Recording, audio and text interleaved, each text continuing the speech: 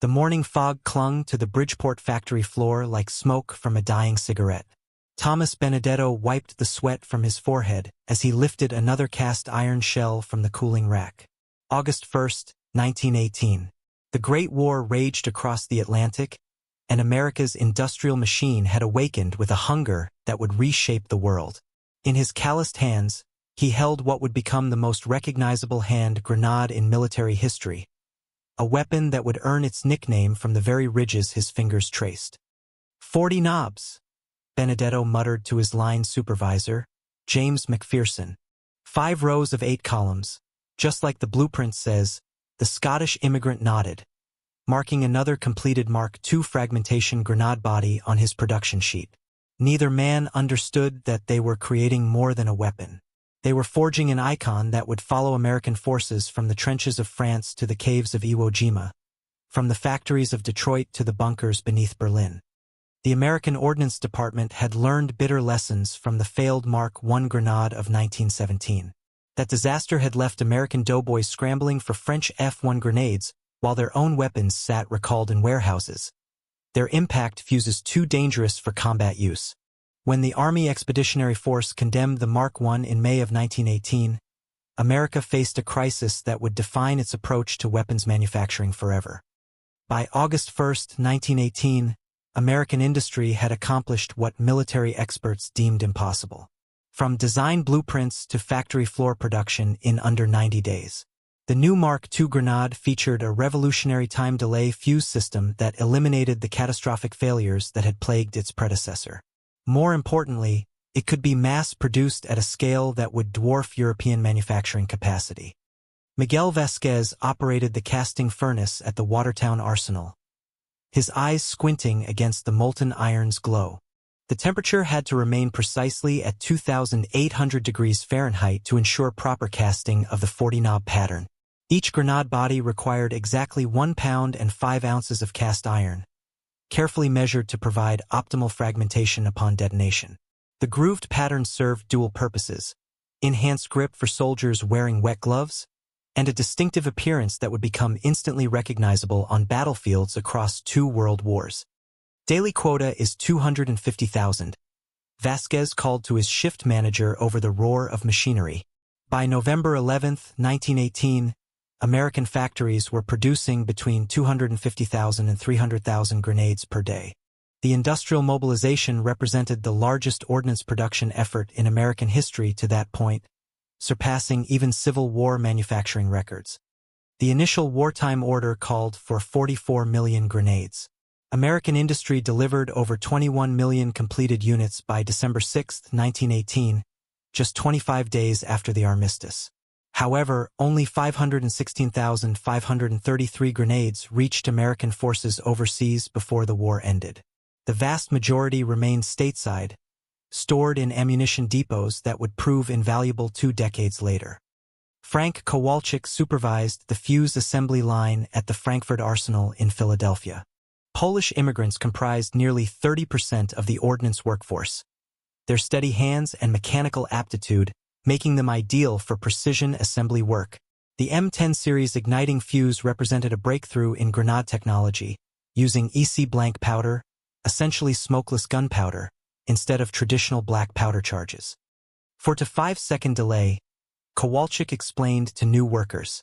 Enough time to throw, not enough for Fritz to throw back. The fuse mechanism employed a striker that hit a percussion cap when the safety lever released, igniting a powder train that burned for the predetermined delay period before detonating the main charge.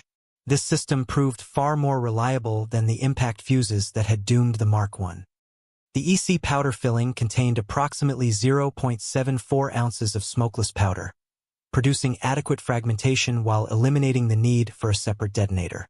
This simplified manufacturing while improving safety during transport and storage. The decision to use smokeless powder rather than TNT in early models reflected both material shortages and safety considerations during the learning curve of mass grenade production.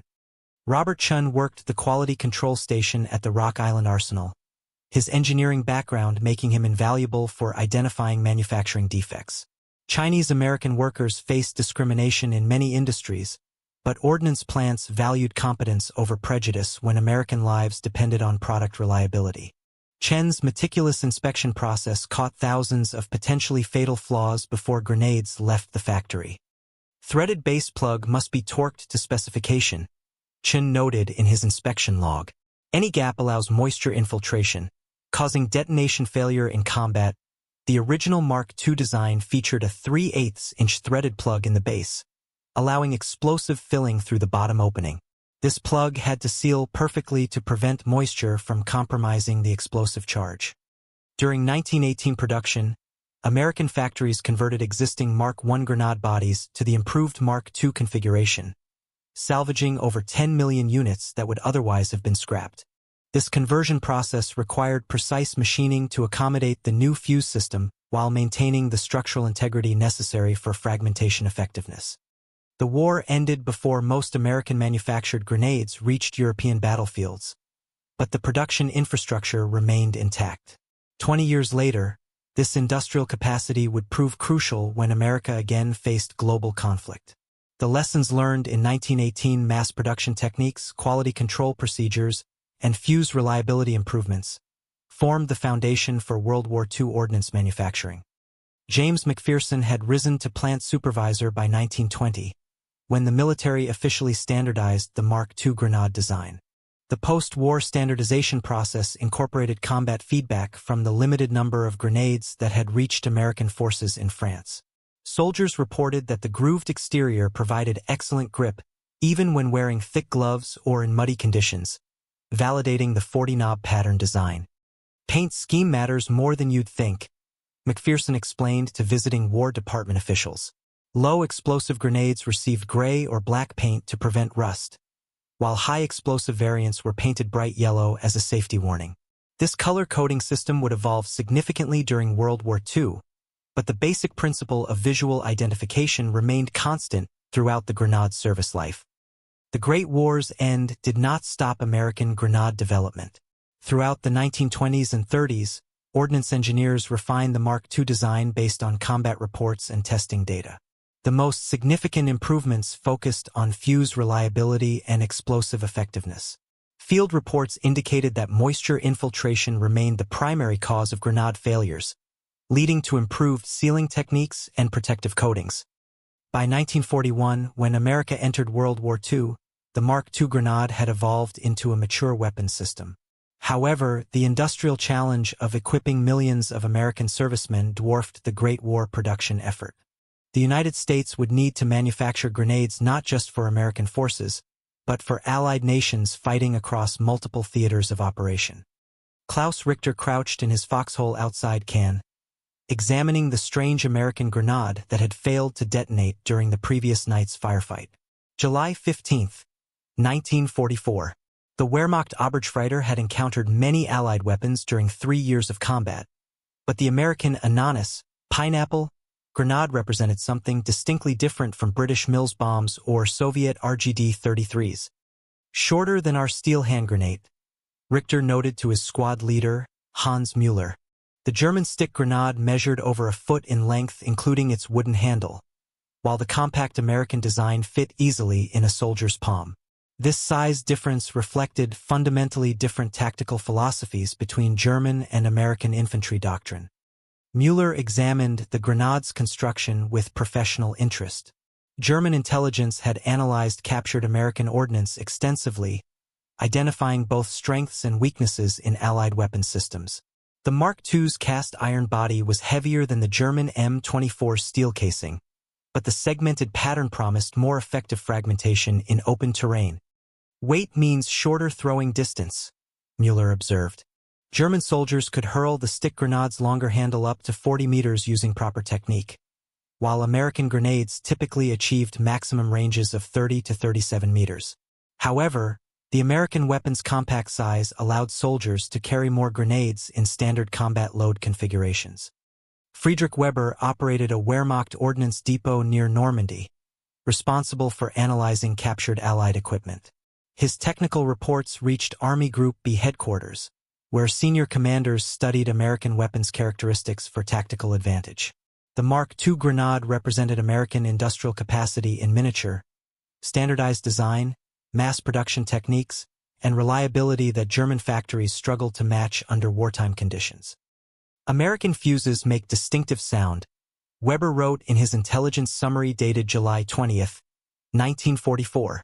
Powder train produces audible hiss for 4 to 5 seconds before detonation.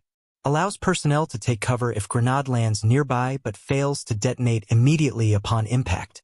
This tactical intelligence proved valuable for German defenders facing American infantry attacks.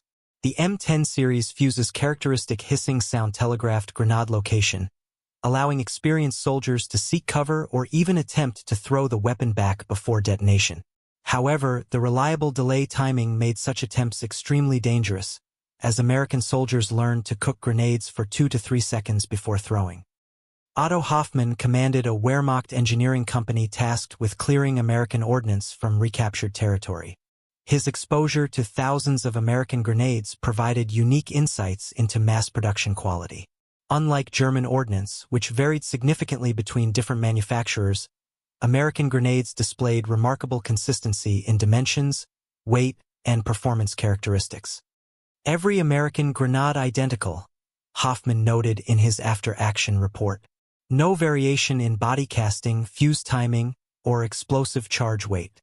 Indicates highly controlled manufacturing process with strict quality standards. This industrial standardization impressed German military analysts, who recognized the implications for sustained combat operations. German ordnance factories produced approximately 75.5 million M24 stick grenades during World War II, compared to the tens of millions of American Mark II grenades manufactured during the same period. However, German production suffered from material shortages, quality control problems, and factory damage from Allied bombing campaigns. American manufacturing remained largely immune to enemy interdiction, ensuring consistent supply to combat forces. The tactical comparison between German and American grenades revealed fundamental differences in combat philosophy. German stick grenades excelled in enclosed spaces, bunkers, buildings, and fortified positions, where concussion effects could incapacitate enemies without requiring precise fragmentation patterns. American Mark II grenades proved superior in open-terrain warfare, where fragment dispersion maximized casualties against dispersed infantry formations. Klaus Richter's unit faced American forces during Operation Cobra, the breakout from Normandy hedgerow country. The close-quarters combat in bocage terrain neutralized many advantages of German stick grenades, while American Mark II weapons proved ideally suited for clearing hedgerow positions. The compact grenades could be thrown into narrow gaps between vegetation, detonating with deadly effect in confined spaces. Americans use grenades differently than British, Richter observed to his replacement squad leader after Hans Mueller's death near St. Lo. More aggressive, always following grenade explosions with immediate infantry assault. Coordinated tactics, not individual weapons employment. This tactical assessment reflected broader American infantry doctrine that emphasized combined arms coordination and aggressive offensive operations. Hans Mueller's replacement, Unterscharführer Ernst Keller, had served on the Eastern Front before transferring to Normandy. His combat experience against Soviet forces provided comparative perspective on Allied grenade tactics. Russian soldiers employed grenades primarily as defensive weapons, while Americans integrated them into offensive operations with combined arms support. American artillery preparation, then grenades, then infantry assault, Keller noted. Systematic approach, not desperate improvisation like Russians. This methodical integration of grenade warfare into broader tactical systems impressed German defenders, even as they struggled against overwhelming material superiority. The industrial capacity that produced American grenades represented a strategic weapon in itself. German intelligence estimated that American ordnance factories could increase grenade production by 300% within 6 months if military requirements demanded greater output. This industrial flexibility meant that ammunition shortages would never constrain American operations, unlike Axis forces that faced chronic supply problems throughout the war. Friedrich Weber's technical analysis identified specific improvements American engineers had made to the basic Mark II design during wartime production. The Mark II-A1 variant, introduced in 1942, eliminated the threaded base plug by filling the grenade through the fuse well instead. This modification accelerated manufacturing while improving reliability by reducing potential leak points. Wartime production modifications demonstrate American engineering philosophy, Weber concluded in his final intelligence report before capture in August 1944. Continuous improvement based on manufacturing efficiency and combat feedback. Not revolutionary changes, but steady optimization of proven design. The German Army's encounter with American grenades extended beyond tactical employment to broader strategic implications. The reliability and abundance of American ordnance forced German commanders to adapt defensive tactics that assumed overwhelming Allied material superiority. Traditional German tactical advantages, individual soldier skill, unit cohesion, and tactical flexibility, proved insufficient against enemies equipped with unlimited supplies of effective weapons. Klaus Richter survived the Normandy campaign and retreated with Army Group B toward the Siegfried Line. His personal equipment included 2 captured American Mark II grenades, their olive drab paint and distinctive segmented pattern making them instantly recognizable even in poor visibility conditions. These weapons would serve him well during the final months of the war, their reliability exceeding that of increasingly scarce German ordnance. The Wehrmacht's technical assessment of American grenades influenced post-war military thinking in ways that extended far beyond World War II. German engineering reports on American mass production techniques informed NATO standardization efforts during the Cold War era, when former enemies became allies against new threats. The industrial capacity that produced 44 million grenade orders in 1918 would ultimately help defend the free world against Soviet expansion. Hiroshi Tanaka pressed his face against the coral substrate as another American grenade exploded 30 meters away, its fragments whistling overhead like angry hornets. February 19, 1943. The Imperial Japanese Army corporal had endured 6 months of combat on Guadalcanal, learning to recognize the distinctive sound patterns of different Allied weapons.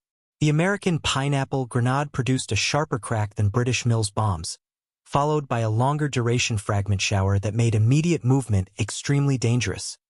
Americans throw many grenades, Tanaka whispered to Private First Class Kenji Nakamura, who crouched beside him in their reinforced fighting position. Japanese tactical doctrine emphasized individual marksmanship and bayonet attacks, but American forces relied heavily on supporting weapons, artillery, mortars, machine guns, and hand grenades, to suppress Japanese positions before infantry assaults. The contrast between American and Japanese grenade technology reflected broader philosophical differences in military equipment design. Japan's Type 97 grenade required striking against a hard surface to activate its percussion ignition system, a process that often proved awkward under combat stress. American Mark II grenades used simple pin-pull activation that could be accomplished quickly even with frozen or injured hands. Kenji Nakamura had examined captured American grenades during quiet periods between attacks. The cast-iron construction impressed Japanese soldiers accustomed to their own grenades' lighter steel bodies. However, the American weapon's greater weight limited throwing distance compared to Japanese designs, which could achieve ranges of 40 to 45 meters under optimal conditions. Heavy but reliable, Nakamura observed, hefting an unexploded American grenade that had landed in soft sand without detonating. Japanese ordnance officers had analyzed dozens of captured Mark II grenades, documenting their construction techniques and explosive characteristics in detailed intelligence reports sent to Tokyo.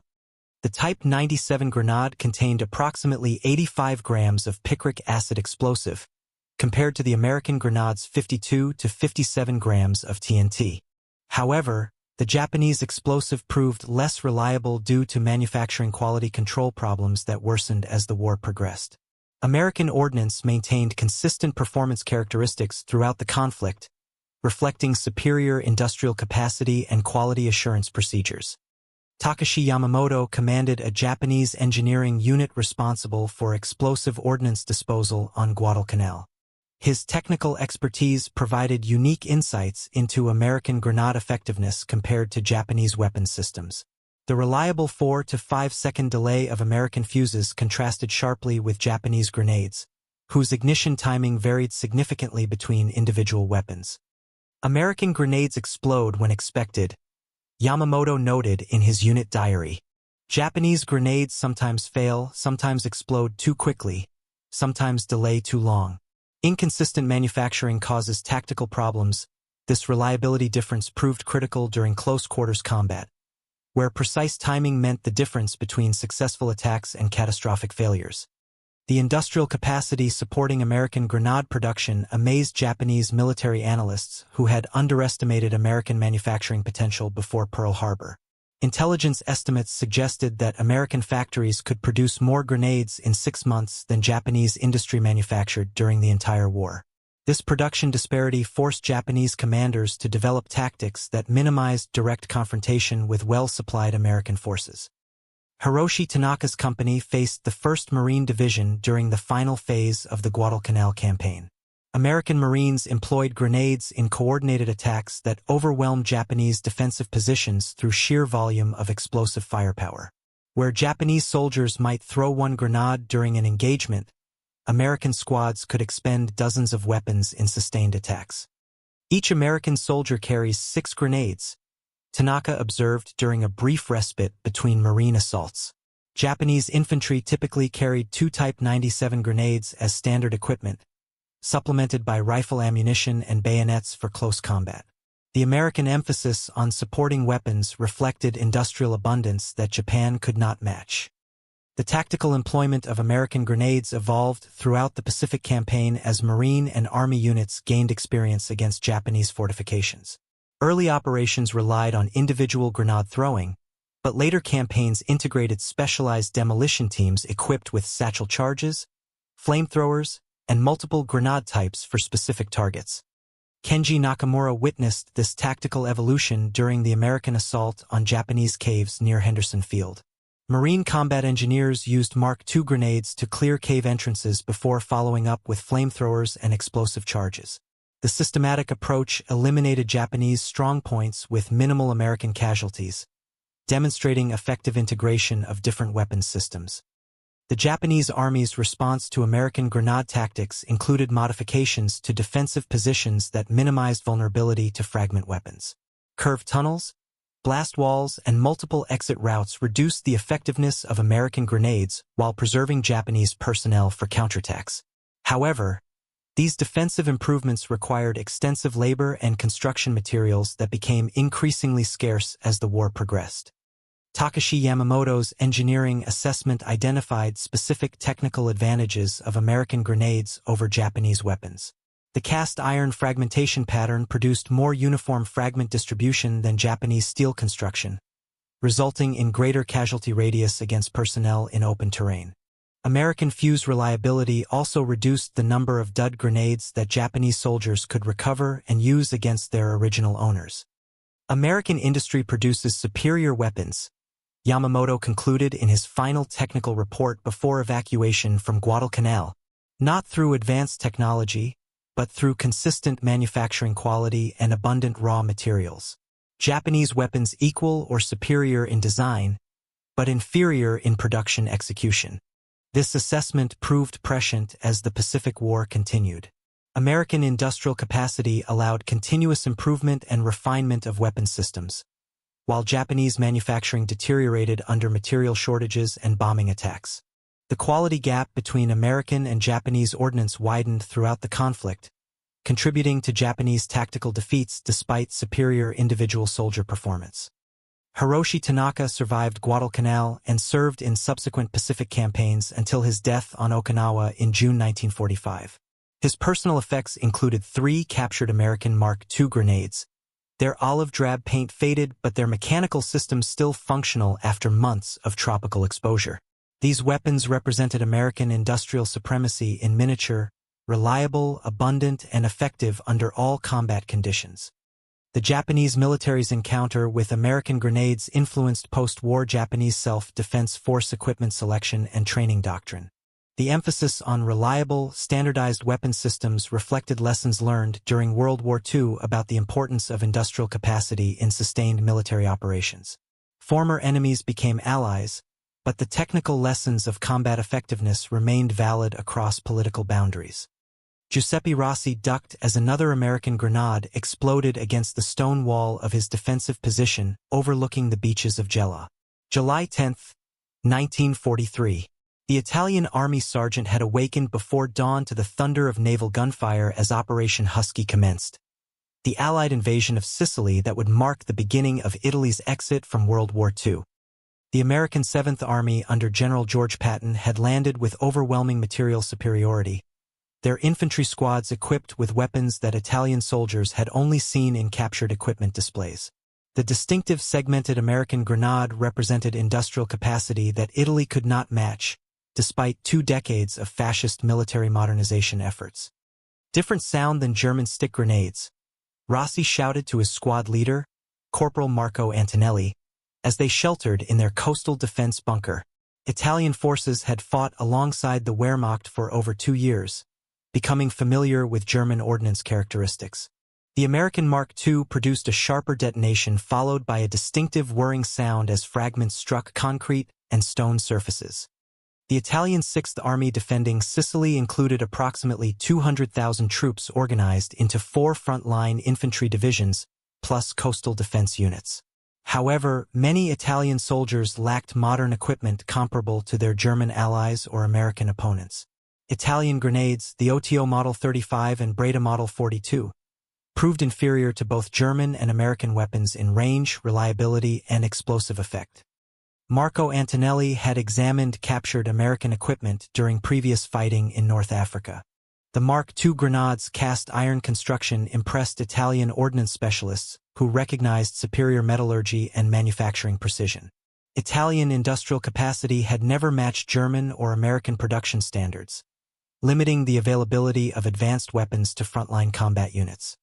Heavy construction, reliable fuse, Antonelli observed, weighing an unexploded American grenade that had failed to detonate in soft sand. Better than our Model 35, but shorter range than German stick grenades.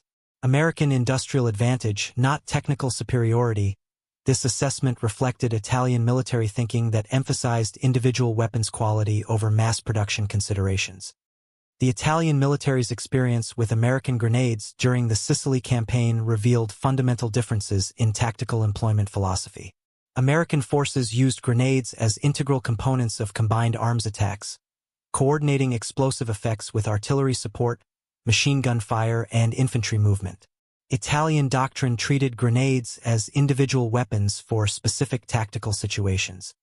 Luigi Moretti commanded an Italian coastal artillery battery near Palermo, witnessing American amphibious assault techniques that integrated multiple weapon systems into coordinated attacks. American infantry used grenades to suppress Italian strongpoints while combat engineers advanced with demolition charges and flamethrowers. The systematic approach overwhelmed Italian defenses through superior coordination rather than individual weapons superiority. Americans fight like machines, Moretti noted in his battery commander's log. Coordinated, methodical, supported by unlimited ammunition supply. Not like German attacks that rely on individual soldier skill and tactical surprise. This observation reflected broader Italian assessment of American military capabilities that emphasized industrial resources over tactical innovation. The fall of Sicily marked the collapse of Italian resistance to Allied invasion, leading to Mussolini's removal and Italy's separate armistice with Allied forces. However, German troops continued defending Italian territory, creating the complex situation where Italian soldiers encountered American weapons from both sides of the conflict. Former enemies became co-belligerents against German occupation forces. Giuseppe Rossi survived the Sicily campaign and joined Italian forces fighting alongside the Allies during the mainland campaign. His unit received American equipment including Mark II grenades, allowing direct comparison between Italian and American ordnance under combat conditions. The reliable American weapons proved superior to Italian designs in every measurable category except individual unit cost. American grenades work every time, Rossi explained to newly equipped Italian soldiers. Pin, throw, explode after 5 seconds. No striking, no special techniques, no preparation required. Simple and effective, this reliability impressed Italian veterans accustomed to weapons that required careful maintenance and proper handling techniques for consistent performance. The Italian co-belligerent army's adoption of American equipment included extensive training on proper grenade employment techniques.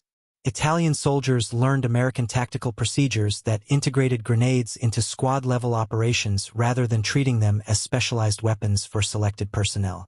This training reflected broader changes in Italian military doctrine influenced by American organizational methods. Marco Antonelli served with Italian forces during the advance toward Rome. His unit equipped entirely with American weapons and equipment. The transition from Italian to American ordnance required extensive retraining, but the superior reliability and effectiveness of American systems justified the additional effort. Italian soldiers quickly adapted to American tactical methods that emphasized supporting weapons over individual marksmanship. American way of war, Antonelli observed to Giuseppe Rossi during operations near Anzio. Use weapons to save lives, not prove courage. Practical approach, not romantic ideas about individual heroism. This philosophical shift reflected broader Italian military modernization influenced by exposure to American organizational efficiency and tactical doctrine. The Italian military's wartime experience with American grenades influenced post-war equipment selection and training programs. The Italian Army eventually adopted modified American designs for their standard fragmentation grenades, incorporating lessons learned during combat alongside American forces. Former enemies became NATO allies, sharing common weapons systems and tactical procedures. Luigi Moretti commanded post-war Italian artillery units equipped with American weapons systems, his wartime experience providing valuable perspective on equipment effectiveness and reliability. The transition from fascist military doctrine to NATO standardization required fundamental changes in training philosophy, but the proven effectiveness of American weapons systems eased this organizational transformation. The Sicily campaign represented the first large-scale encounter between Italian forces and American industrial capacity embodied in weapons like the Mark II grenade. The material superiority of American ordnance impressed Italian military analysts, who recognized the strategic implications of industrial production capacity. Military effectiveness required not just brave soldiers and good tactics, but also reliable weapons produced in sufficient quantities to sustain combat operations. Giuseppe Rossi's personal experience transitioned from defending Italy against American invasion to fighting alongside American forces against German occupation. This unique perspective provided insights into both the tactical effectiveness of American weapons and the broader strategic implications of industrial capacity. The reliable American grenade represented democratic industrial capacity that ultimately proved decisive in global conflict. The collaboration between Italian and American forces during the later stages of World War II established relationships that continued through NATO alliance membership. Shared combat experience using common weapons systems, including the ubiquitous Mark II grenade, provided the foundation for post-war military cooperation between former enemies. Technical lessons learned in combat translated into peacetime alliance structures that defended Western Europe throughout the Cold War era. Sarah Mackenzie riveted her 1000th grenade body of the shift, her welding torch casting dancing shadows across the Chrysler plant floor converted from automobile production to ordnance manufacturing. March 15, 1943. The transition from luxury cars to military hardware reflected America's complete industrial mobilization for global warfare, employing millions of workers in the greatest production effort in human history. Daily quota increased to 4,000 units per shift, announced floor supervisor Robert Patterson, his voice competing with the constant hammering of metal working machinery. The demand for Mark II grenades had exploded beyond all pre-war projections as American forces engaged in simultaneous campaigns across multiple theaters. Pacific Island hopping operations consumed grenades at unprecedented rates, while preparations for the European invasion required stockpiling millions of weapons for D-Day and subsequent operations. The Willow Run plant near Detroit had become the symbol of American industrial conversion, but dozens of facilities contributed to grenade production across the industrial heartland. General Motors, Ford, Chrysler, and smaller manufacturers retooled assembly lines that had produced civilian goods into ordnance factories capable of matching the combined output of all Axis nations. This industrial transformation represented democracy's strategic advantage over totalitarian systems that relied on slave labor and inefficient centralized planning. Elizabeth Torres operated the explosive filling station at the Lake City Army ammunition plant in Missouri, carefully measuring TNT charges that would provide the destructive power for each grenade. The transition from EC powder to TNT filling in 1944 reflected both improved manufacturing techniques and combat feedback that demanded greater explosive effectiveness against fortified Japanese positions. 57 grams of TNT per unit, Torres called to her quality control inspector, verifying the precise measurement required for optimal fragmentation effects. The explosive filling process required extraordinary precision to ensure consistent performance, while maintaining safety standards for factory workers handling thousands of weapons daily. A single mistake could result in catastrophic explosions that would destroy entire production lines and kill dozens of workers. The human cost of ordnance manufacturing rarely appeared in official production statistics, but industrial accidents claimed hundreds of lives throughout the war. The pressure to maximize production output sometimes conflicted with safety procedures, creating dangerous working conditions for the primarily female workforce that replaced male workers drafted into military service. These women understood that their work directly supported American soldiers fighting overseas, providing motivation that sustained exhausting 12-hour shifts 7 days a week. Margaret Sullivan supervised fuse assembly operations at the Frankfurt Arsenal, coordinating the precise timing mechanisms that determined grenade effectiveness in combat. The M204 series fuse represented significant improvement over earlier designs, eliminating the audible hiss that had warned enemy soldiers of incoming grenades. This seemingly minor technical advancement could mean the difference between successful attacks and costly failures in close-quarters combat. Silent fuse, no sparks, moisture-resistant seal, Sullivan explained to visiting War Production Board officials touring the facility.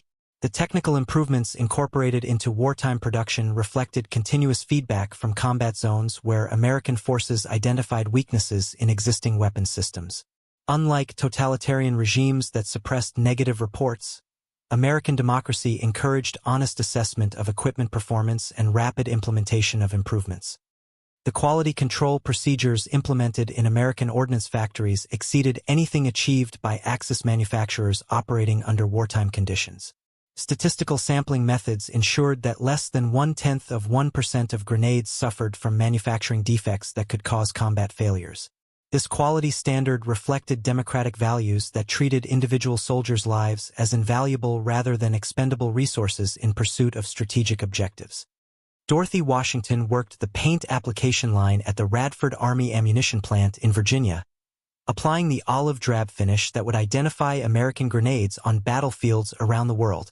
The transition from bright yellow high-explosive markings to camouflage colors reflected tactical lessons learned during early Pacific campaigns where distinctive paint schemes revealed American positions to Japanese observers. Yellow ring at the top, olive body for camouflage. Washington instructed new workers joining the production line. The paint scheme modifications seemed trivial compared to mechanical improvements, but combat effectiveness often depended on details that escaped civilian attention. American soldiers fighting in jungle environments needed weapons that would not compromise their concealment through inappropriate color schemes. The workforce demographics of American ordnance plants reflected the social transformation accompanying military mobilization. Women comprised over 60% of production workers. African Americans broke through employment barriers that had previously excluded them from defense industries, and immigrants from dozens of nations contributed specialized skills to weapons manufacturing. This diversity represented democratic ideals translated into industrial reality. Helen Kowalczyk joined the production line at Rock Island Arsenal, where her husband Frank had worked before his induction into military service. The family contribution to weapons manufacturing represented millions of similar stories across America, where entire communities dedicated themselves to supporting the war effort through industrial production. The personal connection between factory workers and combat soldiers created emotional investment that sustained maximum production efforts despite physical exhaustion and dangerous working conditions. Every grenade might save American lives. Kowalczyk reminded her shift team during particularly difficult production periods. The human element in weapons manufacturing distinguished American industry from Axis factories that relied increasingly on forced labor and slave workers who had no investment in production quality. American workers understood that their personal effort directly supported democracy's survival against totalitarian aggression. The technical evolution of Mark II production during World War II reflected continuous improvement processes that distinguished American industry from more rigid European manufacturing systems. The elimination of the base plug in the Mark IIA-1 variant, the transition to TNT explosive filling, the development of silent fuses, and improved paint schemes all resulted from systematic analysis of combat performance data. Patricia O'Brien supervised quality assurance testing at the Des Moines Ordnance Plant, conducting live fire tests that validated production standards under simulated combat conditions. Her department detonated thousands of grenades monthly to verify fragment patterns, explosive effectiveness, and fuse reliability. This extensive testing program ensured that American soldiers received weapons that would perform as designed under the stress of combat operations. Fragment pattern analysis indicates optimal performance at 5 to 9 meter casualty radius, O'Brien reported to visiting Army Ordnance Department officials. The scientific approach to weapons testing contrasted sharply with Axis manufacturing that relied more on theoretical design principles than empirical performance validation.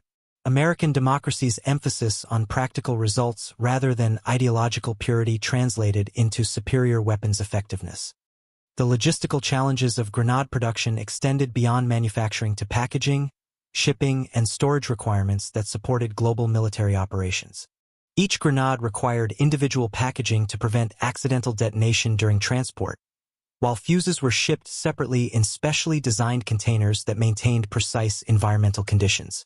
The complexity of ordnance logistics reflected the sophisticated supply chain management that enabled American forces to maintain equipment superiority in remote theaters.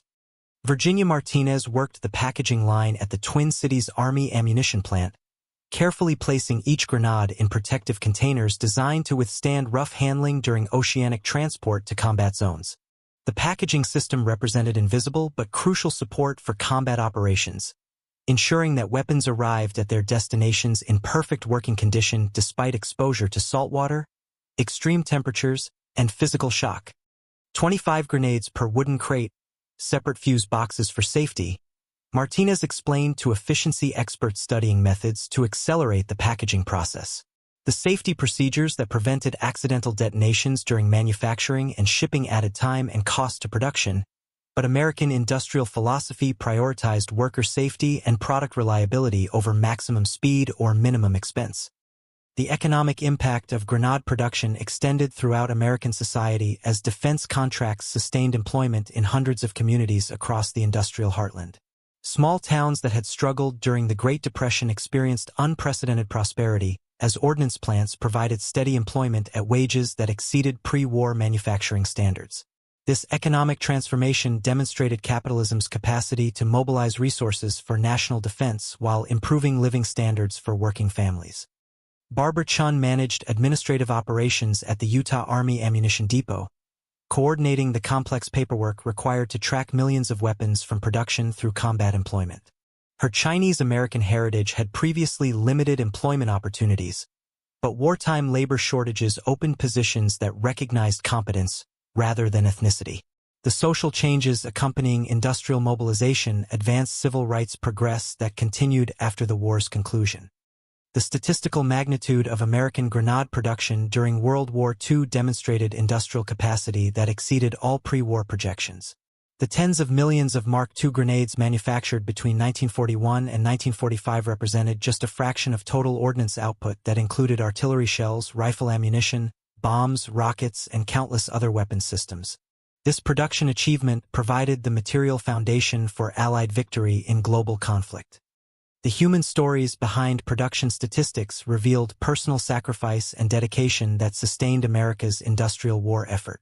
Factory workers endured exhausting schedules, dangerous working conditions, and separation from family members serving in combat zones. Their commitment to weapons manufacturing represented civilian contribution to military victory that proved as essential as battlefield heroism in determining the war's outcome. Captain William Henderson examined the Mark II grenade fragments embedded in the concrete wall of his command bunker on Iwo Jima. Their twisted metal bearing testimony to American industrial quality that maintained effectiveness even under extreme combat conditions. February 28, 1945. The savage fighting for the Sulphur Island had consumed grenades at rates that exceeded all previous Pacific campaigns, demonstrating both the weapon's tactical utility and America's ability to sustain such massive ordnance expenditure. Fragment pattern consistent with technical specifications. Henderson noted in his after-action report destined for Army Ground Forces Headquarters in Washington. The combat data collected from Pacific battlefields would influence post-war weapons development, providing empirical evidence of grenade effectiveness under actual combat conditions rather than laboratory testing scenarios. American military doctrine emphasized practical lessons learned through experience rather than theoretical projections based on peacetime assumptions. Sergeant First Class James Nakamura led his Nisei squad through the volcanic ash and coral formations that characterized Iwo Jima's hellish terrain, each man carrying the standard load of 6 Mark II grenades plus rifle ammunition and specialized equipment. The Japanese-American soldiers of the 442nd Regimental Combat Team had proven their loyalty through exceptional combat performance in European theater operations, earning the right to participate in Pacific operations against the ancestral homeland their families had left decades earlier. Cave systems require multiple grenades per target, Nakamura explained to replacement soldiers joining his veteran unit. The tactics developed for Pacific Island warfare differed significantly from European operations, where American forces faced conventional defensive positions rather than the elaborate tunnel complexes that Japanese engineers had constructed throughout the volcanic rock. Cave clearing required systematic use of grenades, flamethrowers, and demolition charges in coordinated attacks that eliminated Japanese resistance through overwhelming firepower rather than individual combat skills. The logistics of grenade supply to forward combat units represented a triumph of American military efficiency that sustained high-intensity operations across thousands of miles of ocean. Liberty ships and Victory ships transported millions of weapons from American factories to advanced bases in Hawaii, Australia, and captured Pacific islands. From these staging areas, ammunition ships, landing craft, and transport aircraft delivered grenades directly to combat units engaged in active operations. Lieutenant Colonel Robert Thompson commanded the ammunition supply depot on Saipan, coordinating the flow of ordnance to American forces throughout the Central Pacific Theater. His warehouse facilities contained over 2 million grenades of various types, representing industrial capacity that Japanese commanders had never imagined when they planned the attack on Pearl Harbor. The abundance of American weapons allowed tactical flexibility that Japanese forces, constrained by chronic shortages, could never match. Grenade expenditure rate exceeds all previous estimates, Thompson reported to Pacific Fleet Headquarters in his weekly supply summary. American infantry units were consuming grenades at rates approaching 100 weapons per squad per day during intense cave clearing operations. This expenditure level would have been impossible for any other nation to sustain, but American industrial capacity treated such requirements as routine manufacturing challenges rather than insurmountable logistical obstacles. The tactical evolution of grenade employment during Pacific operations reflected continuous adaptation to Japanese defensive innovations. Early island campaigns had relied on individual grenade throwing, but experience against elaborate fortifications led to development of specialized techniques that maximized explosive effectiveness against underground positions. Combat engineers developed procedures that used multiple grenades in sequence to clear cave systems that could not be eliminated by single weapons. Staff Sergeant Antonio Rodriguez supervised a demolition team specializing in cave destruction on Okinawa, employing techniques developed through trial and error during previous Pacific campaigns. His Mexican-American heritage had initially limited advancement opportunities, but combat performance in the Pacific theater earned promotion to positions that recognized competence rather than ethnicity. The social changes accompanying military service accelerated civil rights progress that continued throughout the post-war era. Standard procedure uses 3 grenades minimum per cave entrance, Rodriguez explained to infantry officers observing his team's operations. The systematic approach to fortification destruction reflected American military philosophy that emphasized overwhelming firepower over individual heroics. Where Japanese tactics relied on self-sacrifice and spiritual dedication, American doctrine used superior weapons and coordinated tactics to achieve military objectives with minimum casualties. The psychological impact of American grenade warfare extended beyond immediate tactical effects to broader strategic implications that demoralized Japanese resistance.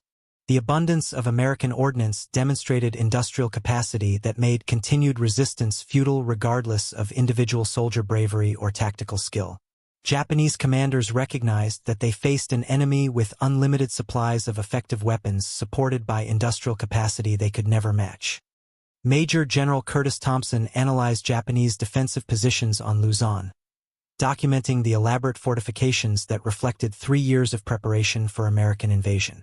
The Philippine campaign would require unprecedented expenditure of grenades and other ordnance to reduce Japanese strongpoints that honeycomb the mountainous terrain. However, American industrial capacity made such massive ordnance consumption sustainable throughout extended operations. Estimated grenade requirement exceeds 5 million units for Luzon operations, Thompson calculated in his pre-invasion logistics assessment. The magnitude of ordnance planning for Pacific operations demonstrated American military efficiency that treated massive material requirements as routine administrative challenges. No other nation possessed the industrial capacity and logistical capability to sustain such enormous weapons consumption over global distances. The human cost of Pacific operations extended beyond battle casualties to include the psychological strain of cave warfare that required close-quarters combat against determined Japanese resistance. American soldiers who cleared Japanese positions with grenades and flamethrowers suffered psychological trauma that persisted long after physical wounds healed. The reliable Mark II grenade provided tactical effectiveness that saved American lives, but could not eliminate the emotional cost of brutal combat operations. Corporal David Yazzie employed traditional Navajo tactical skills alongside modern American weapons during operations on Iwo Jima, his cultural background providing unique advantages in the complex terrain that characterized Pacific battlefields. Native American soldiers served with distinction throughout the Pacific theater, their traditional hunting and tracking skills proving valuable supplements to technological superiority provided by American industrial capacity. Grenades work better when thrown from concealed positions, Yazzie observed to his squad leader during brief respites between Japanese counterattacks. The tactical integration of traditional skills with modern weapons reflected broader American cultural diversity that provided advantages totalitarian enemies could not match. Democratic societies that valued individual contributions from all ethnic groups proved more adaptable and effective than rigid ideological systems. The final phase of Pacific operations demonstrated American tactical and technological superiority that rendered continued Japanese resistance militarily futile. The combination of overwhelming firepower, superior logistics, and tactical flexibility provided by weapons like the Mark II grenade eliminated Japanese advantages in individual soldier dedication and defensive preparation. American victory resulted from industrial capacity and organizational efficiency rather than superior warrior spirit or tactical innovation. Captain Robert Chen examined captured Japanese fortifications on Okinawa, documenting construction techniques that reflected 3 years of preparation for American invasion. The elaborate defensive systems would have been impregnable against forces lacking sufficient ordnance to sustain extended siege operations. However, American grenade supplies seemed inexhaustible, allowing systematic reduction of Japanese positions regardless of their defensive strength. Japanese defensive engineering excellent, but cannot overcome American ordnance superiority, Chun concluded in his intelligence assessment. The strategic lessons of Pacific warfare extended beyond immediate tactical applications to broader understanding of industrial capacity as a decisive military factor.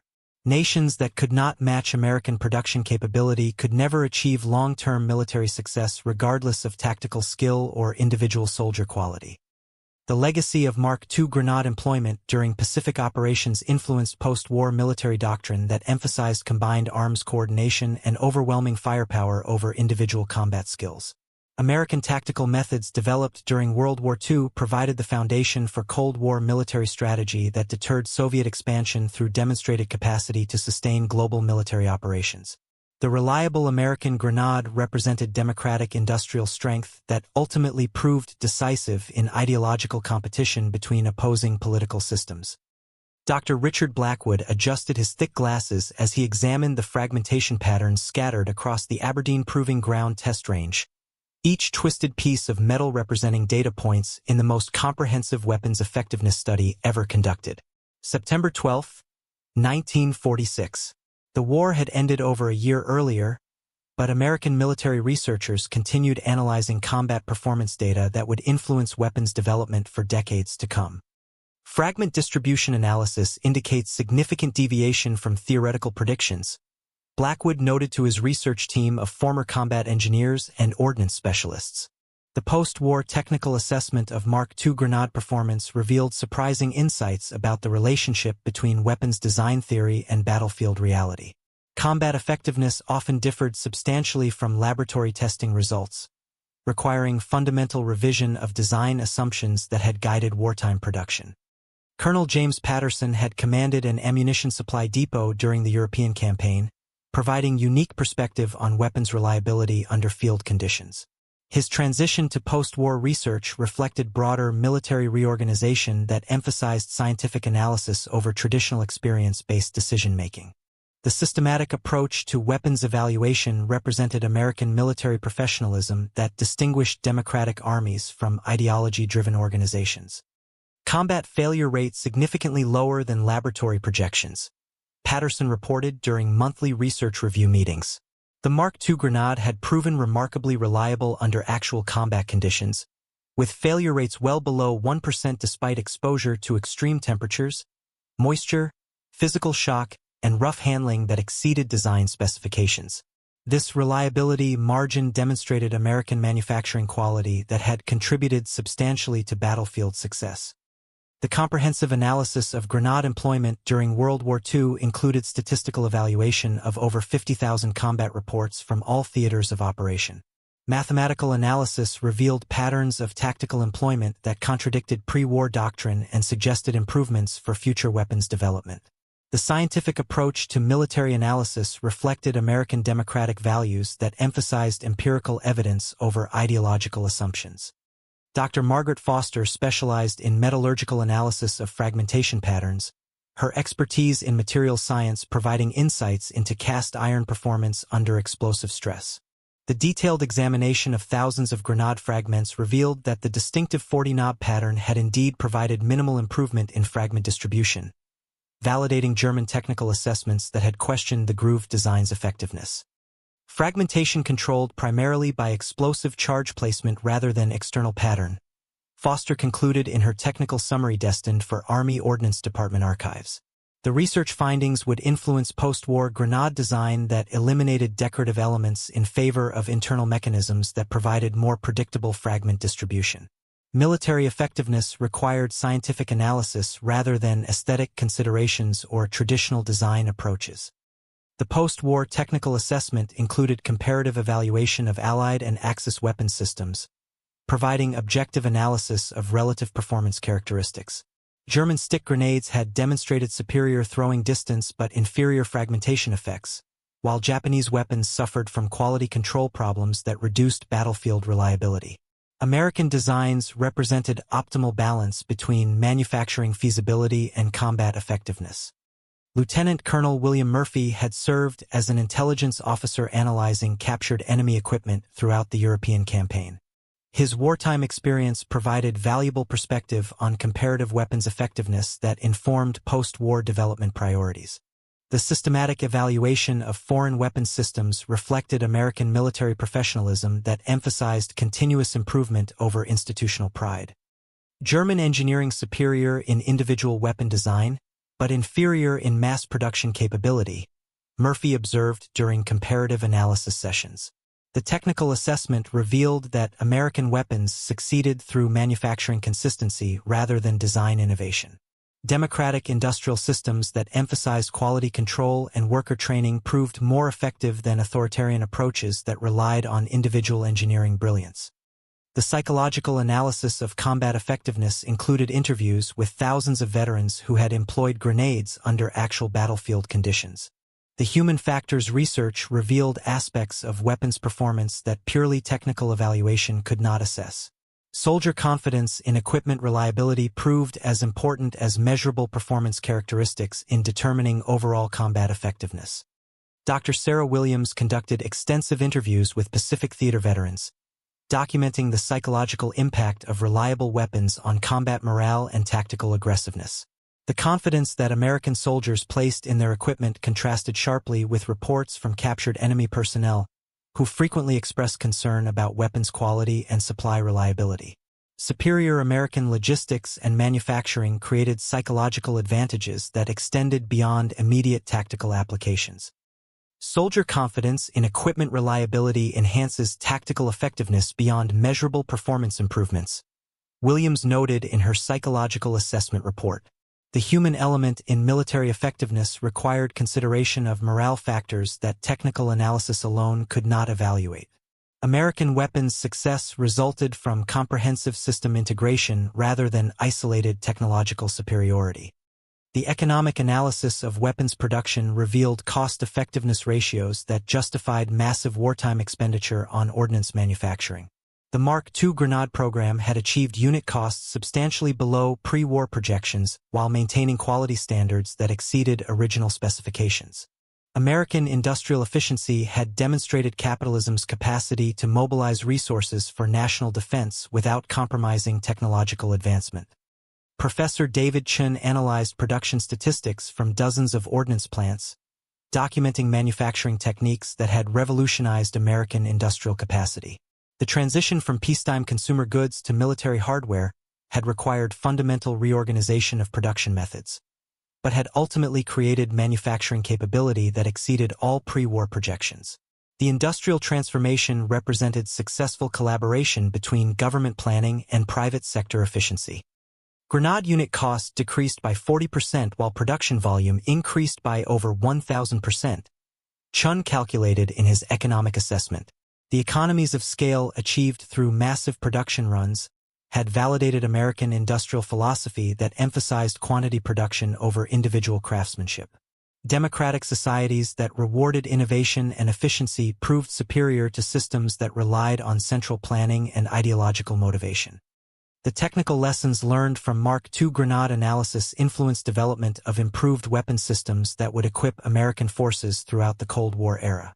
The post-war research program represented investment in military effectiveness that provided strategic advantages throughout decades of global competition with Soviet forces. Scientific analysis of combat experience created knowledge base that distinguished professional military organizations from amateur political armies. Dr. Elizabeth Martinez specialized in chemical analysis of explosive effectiveness, her research providing insights into optimal explosive compositions for future weapons development. The comparative evaluation of different explosive fillers revealed performance characteristics that would guide selection of advanced materials for next-generation weapons systems. Scientific research methodology ensured that future development would benefit from systematic analysis rather than trial-and-error approaches. TNT demonstrated optimal balance between explosive effect and manufacturing safety, Martinez concluded in her chemical assessment report. The technical analysis validated wartime decisions to standardize TNT filling while identifying opportunities for future improvement through advanced explosive compositions. Military effectiveness required continuous technological development supported by scientific research and empirical analysis. The comprehensive post-war evaluation of Mark II Grenade performance provided foundation for NATO standardization efforts that would unify Allied weapons systems throughout the Cold War period. American technical leadership in weapons analysis created influence that extended far beyond immediate military applications to broader strategic relationships with democratic allies. Scientific military research represented soft power projection that reinforced political alliances through technological cooperation. General Mark Thompson reviewed the final research reports that would guide American military development for the next generation. His wartime command experience providing perspective on the practical implications of technical analysis. The transition from wartime production to peacetime research reflected broader military professionalization that emphasized scientific methods over traditional approaches. Democratic military organizations that valued intellectual analysis proved more adaptable than rigid ideological systems. The legacy of Mark II Grenade analysis extended beyond immediate weapons development to broader understanding of industrial warfare that would characterize military competition throughout the nuclear age. The systematic evaluation of weapons effectiveness represented American analytical capability that provided strategic advantages in global competition with totalitarian opponents. Scientific military research created knowledge that translated into decisive technological superiority across multiple domains of conflict. The final assessment concluded that the Mark II Grenade had achieved remarkable success through systematic application of industrial efficiency rather than revolutionary technological innovation. American weapons superiority resulted from comprehensive system integration, reliable design, quality manufacturing, effective logistics, and scientific analysis, that democratic societies could sustain more effectively than authoritarian alternatives. The humble pineapple grenade represented broader American strategic advantages that would determine the outcome of global ideological competition for generations to come. Staff Sergeant Miguel Santos crouched in his foxhole near the chosen reservoir, his breath forming crystalline clouds in the bitter Korean winter air as he checked his supply of Mark II grenades. November 27, 1950. The Chinese People's Volunteer Army had launched massive attacks against United Nations forces, creating tactical situations that echoed Pacific Island warfare but under Arctic conditions that tested American equipment beyond design specifications. "Same reliable pineapples from the Big War," Santos muttered to Private First Class Tommy Chun, a Chinese-American soldier whose linguistic skills had proven invaluable during interrogations of captured enemy personnel. The Mark II grenades had remained in American inventory throughout the post-war period, their proven reliability making replacement with newer designs unnecessary despite technological advances in explosive chemistry and fuse mechanisms. The Korean conflict represented the first major combat employment of World War II vintage American weapons against a communist enemy equipped with Soviet design systems. The tactical lessons learned during Pacific operations proved directly applicable to Korean conditions, where enemy forces utilized tunnel complexes and fortified positions similar to Japanese defensive systems. American grenade employment techniques developed against Imperial forces translated effectively to operations against Chinese and North Korean troops. Lieutenant Colonel Robert Kim commanded a Korean war ammunition depot near Pusan, coordinating the distribution of ordnance that included millions of World War II surplus grenades stored in American arsenals since 1945. The continued effectiveness of decade-old weapons demonstrated manufacturing quality that had built obsolescence margins into original design specifications. American industrial philosophy that emphasized durability over minimum cost provided unexpected strategic advantages during renewed military operations. Inventory includes over 8 million surplus Mark II grenades suitable for immediate combat employment, Kim reported to 8th Army Headquarters during the critical early phases of Korean operations. The stockpiled weapons represented insurance policy that American planners had maintained despite post-war military budget reductions. Democratic societies that preserved military capacity during peacetime proved more resilient than opponents who had to improvise weapon systems during active conflicts. The technical performance of Mark II grenades under Korean winter conditions revealed design margins that exceeded original specifications. Temperatures that dropped to -30 degrees Fahrenheit created operational challenges that had never been tested during World War II Pacific operations. However, the reliable fuse mechanisms and explosive charges continued functioning effectively despite extreme cold that disabled other equipment systems. Captain David Yazzie employed traditional Navajo tracking skills alongside proven American weapons during Korean operations, his cultural background providing advantages in mountainous terrain that characterized much of the peninsula. Native American soldiers who had served with distinction during World War II continued demonstrating tactical expertise that combined traditional knowledge with modern weapon systems. Cultural diversity remained a strategic advantage that democratic armies exploited more effectively than ideologically rigid opponents. Korean terrain similar to Southwest desert country, but with snow and ice complications, Yazzie observed during brief tactical pauses between Chinese attacks. The environmental challenges of Korean warfare tested both individual soldier adaptability and equipment reliability under conditions that differed substantially from previous Pacific and European operations. American military flexibility proved superior to enemy forces trained for specific tactical scenarios. The logistics of grenade supply during Korean operations demonstrated American organizational efficiency that had improved substantially since World War II experiences. Air transport capability allowed direct delivery of ammunition to forward combat units, eliminating the complex sea-based supply chains that had characterized Pacific Island warfare. Technological advancement in military transportation multiplied the effectiveness of existing weapons systems through improved distribution capability. First Lieutenant Maria Rodriguez commanded an ammunition supply company that included the first female officers to serve in combat zone logistics positions. Her Mexican-American heritage and professional competence demonstrated continued American social progress that provided competitive advantages over societies that limited individual advancement based on gender or ethnicity. Democratic values translated into military effectiveness through optimal utilization of human resources regardless of traditional social restrictions. Grenade expenditure rates comparable to World War II cave clearing operations, Rodriguez reported during monthly supply assessments. The tactical similarity between Korean tunnel warfare and Pacific Island operations created ammunition requirements that validated American decision to maintain substantial weapons stockpiles during peacetime. Military preparedness represented investment in national security that paid strategic dividends when renewed conflicts required immediate weapons availability.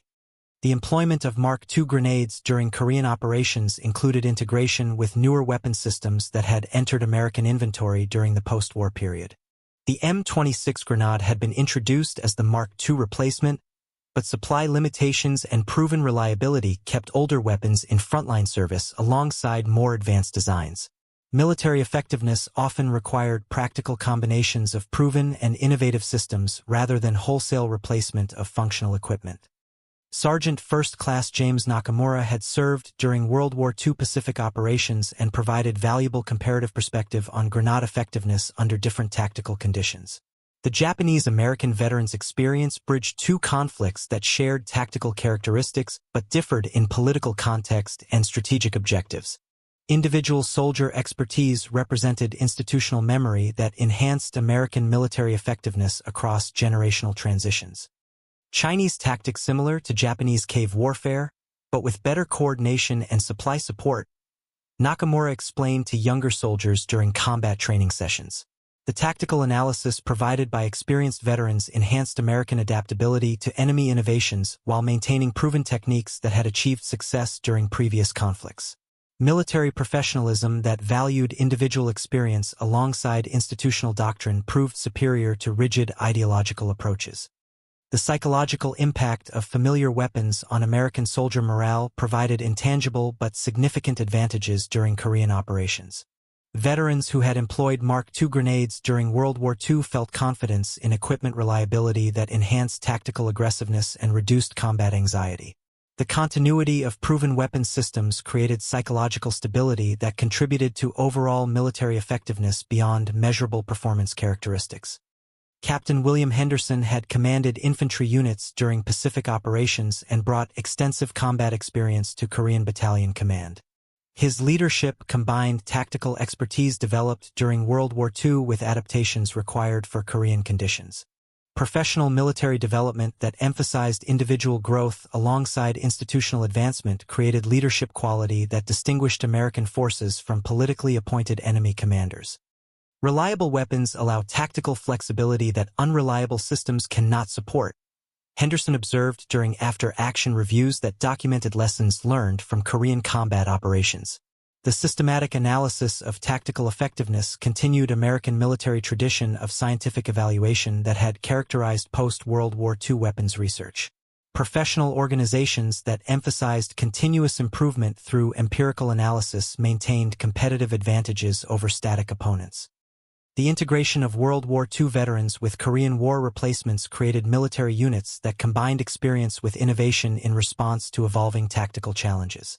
Experienced soldiers provided institutional knowledge while newer personnel contributed fresh perspectives on equipment employment and tactical procedures. Democratic military organizations that valued both tradition and adaptation proved more flexible than rigid ideological systems. Staff Sergeant Antonio Rodriguez had developed specialized demolition techniques during Pacific operations and applied evolved procedures to Korean tunnel warfare.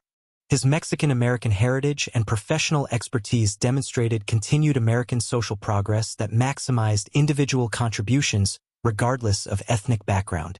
Cultural diversity remained a strategic advantage that enhanced military effectiveness through varied perspectives and specialized skills. Korean cave systems more sophisticated than Japanese positions, requiring modified clearing techniques, Rodriguez noted during tactical development sessions. The continuous evolution of American military doctrine through practical experience and scientific analysis maintained competitive advantages over enemies who relied on static tactical approaches. professional military organizations that encouraged innovation and adaptation proved superior to politically constrained systems. The final phase of Korean operations demonstrated continued effectiveness of World War II vintage American weapons against opponents equipped with more recent Soviet design systems. The Mark II grenade's reliable performance throughout two major conflicts validated American industrial philosophy that emphasized durability and quality over minimum cost considerations. Democratic societies that invested in long-term military capability proved more resilient than opponents who focused on short-term political objectives. The legacy of Mark II grenade service during Korean operations extended beyond immediate tactical applications to broader understanding of weapons system longevity and strategic stockpiling requirements. American military planners recognized that proven weapons systems retained value throughout extended periods of technological development.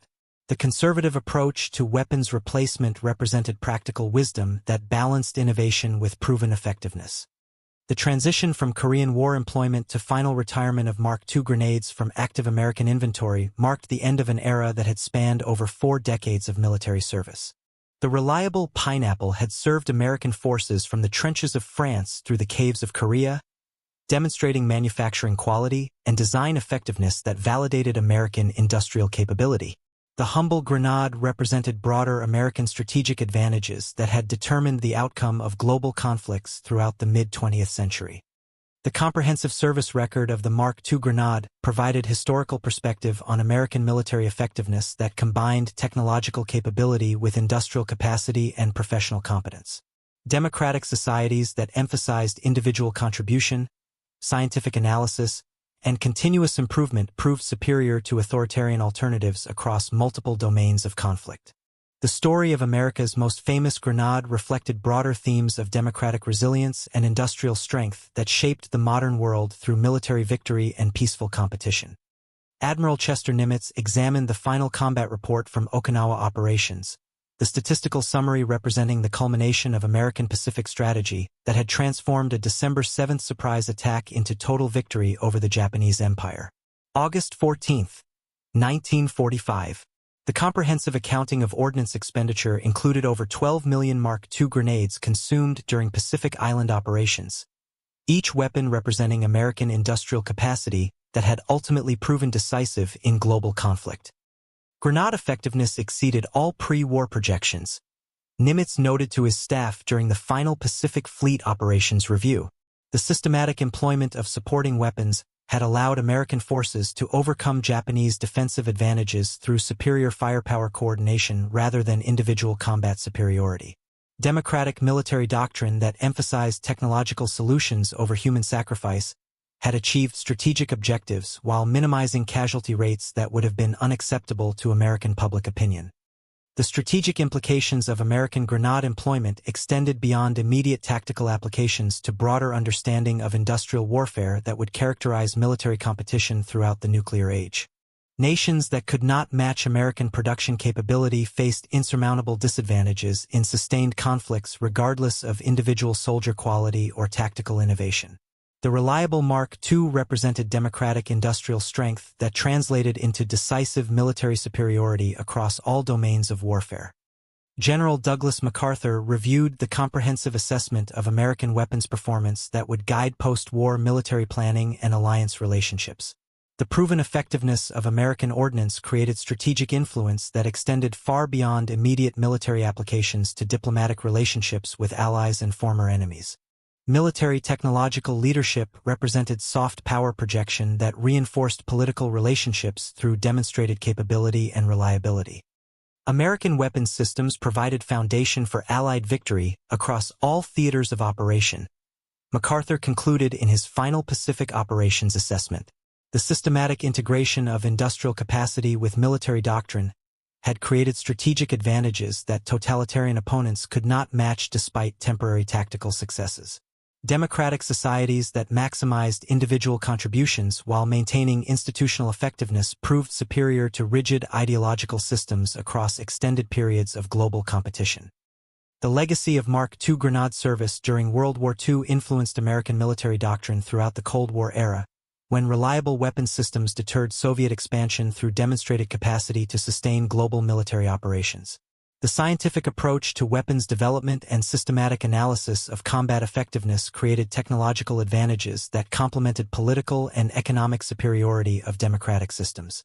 American military strength represented comprehensive national power that extended beyond immediate military applications. The final retirement of Mark II grenades from American military inventory in 1969 marked the end of an era that had witnessed the transformation of American military capability from regional to global dominance. The U.S. Navy had been among the last services to employ the reliable pineapple grenades, their continued effectiveness validating design principles that had guided American weapons development throughout the mid-20th century. Military professionalism that emphasized proven effectiveness over fashionable innovation created institutional wisdom that served national interests across multiple generations. Dr. Sarah Mitchell concluded her comprehensive technical analysis of Mark II grenade performance with observations that would influence American weapons policy for decades to come. The scientific evaluation of combat effectiveness demonstrated that successful military systems required integration of multiple factors: reliable design, quality manufacturing, effective logistics, systematic training, and continuous improvement through empirical analysis. Democratic societies that emphasized individual excellence within institutional frameworks proved more adaptable and effective than alternatives that relied on ideology or coercion. The Mark II grenade succeeded through systematic application of American industrial and organizational advantages, rather than revolutionary technological innovation, Mitchell summarized in her final research report. Democratic societies that maximize individual contributions while maintaining institutional effectiveness create military capabilities that totalitarian alternatives cannot match through ideological motivation alone. The humble pineapple grenade represented broader American strategic advantages that determined the outcome of global ideological competition throughout the 20th century. The story of America's most recognizable hand grenade reflected themes of democratic resilience, industrial capacity, and military professionalism that shaped the modern world through victory in global conflict and successful competition during peacetime rivalry. From the factory floors of Detroit to the beaches of Normandy, from the caves of Iwo Jima to the frozen hills of Korea, the reliable Mark II had served American forces with distinction across 4 decades of military service. Its legacy endured in the technical knowledge, manufacturing capability, and institutional memory that continued to provide strategic advantages for American military forces throughout the nuclear age and beyond. The 40 knobs arranged in 5 rows of 8 columns had become more than functional design elements. They had evolved into symbols of American military reliability that enemy soldiers learned to fear and Allied forces learned to trust.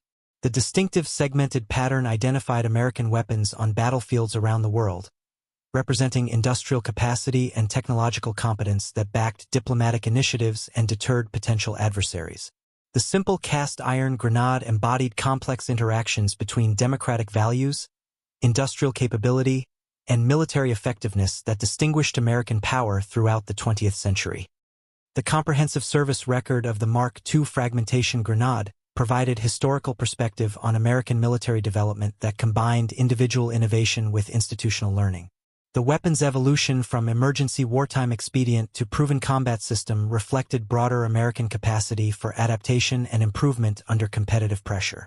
Democratic societies that encouraged individual contribution while maintaining professional standards created military capabilities that served national interests effectively across changing strategic environments. The final chapter in the Mark II service history closed with the understanding that its success had established precedents for American weapons development that continued to provide strategic advantages in an increasingly complex security environment. The scientific approach to military effectiveness, the emphasis on manufacturing quality, and the systematic integration of combat experience into institutional doctrine created capabilities that extended far beyond any individual weapon system. The legacy of America's pineapple grenade lived on in the professional competence, technological sophistication, and industrial capacity that continued to defend democratic values throughout the world. The story concluded not with the weapon's retirement, but with recognition that its 47-year service record had helped establish American military dominance that shaped the international system throughout the remainder of the 20th century and beyond. The humble Mark II grenade had played its part in the transformation of global politics, economics, and security that followed Allied victory in World War II. Its reliable performance under the most extreme combat conditions represented American values translated into practical military capability, individual excellence, technological innovation, industrial quality, and institutional professionalism that served the cause of human freedom against totalitarian alternatives that history had relegated to failure and obscurity. The distinctive hiss of the M10 series fuse had fallen silent, but its echo resonated through decades of American military superiority that continued to defend democratic civilization against those who would destroy it. The pineapple had done its duty.